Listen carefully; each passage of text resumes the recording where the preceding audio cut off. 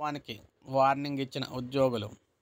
సమస్యలు పరిష్కరించకపోతే సామూహిక సెలవులు తప్పవు. కలెక్టర్లకు పంచాయతీ కార్యదర్శులు. దీర్ఘకాలికంగా నెలకొన్న తమ సమస్యలను పరిష్కరించాలని, హాజరు నమోదు కోసం కొత్తగా ప్రవేశపెట్టిన ముఖ గుర్తింపు యాప్ను పూర్తిగా తొలగించి మాన్యువల్ పద్ధతి అమలు చేయాలని డిమాండ్ చేస్తూ రాష్ట్ర వ్యాప్తంగా పంచాయతీ కార్యదర్శులు అన్ని జిల్లాల కలెక్టర్లకు, జిల్లా పంచాయతీ అధికారులకు వినతి పత్రాలు సమర్పించారు. తమ సమస్యలను పరిష్కరించకపోతే త్వరలో సామూహిక సెలవులు పెడతామని చెప్పేసి పేర్కొన్నారన్నమాట. గ్రామ పంచాయతీలకు ట్రెజరీలో పెండింగ్లో ఉన్న చెక్కులను వెంటనే విడుదల చేయాలని, పంచాయతీల నిర్వహణ నెలవారీ నిధులు ఇవ్వాలని, సీనియారిటీ ఆధారంగా పదోన్నతులు కల్పించాలని, తమకు ఇతర శాఖల పనులు కేటాయించరాదని చెప్పేసి పంచాయతీ కార్యాలయాల వద్ద ప్రత్యేక బయోమెట్రిక్ పరికరాలను ఏర్పాటు చేసి హాజరు నమోదు చేపట్టాలని చెప్పేసి వీరైతే కోరుతూ ఉన్నారన్నమాట.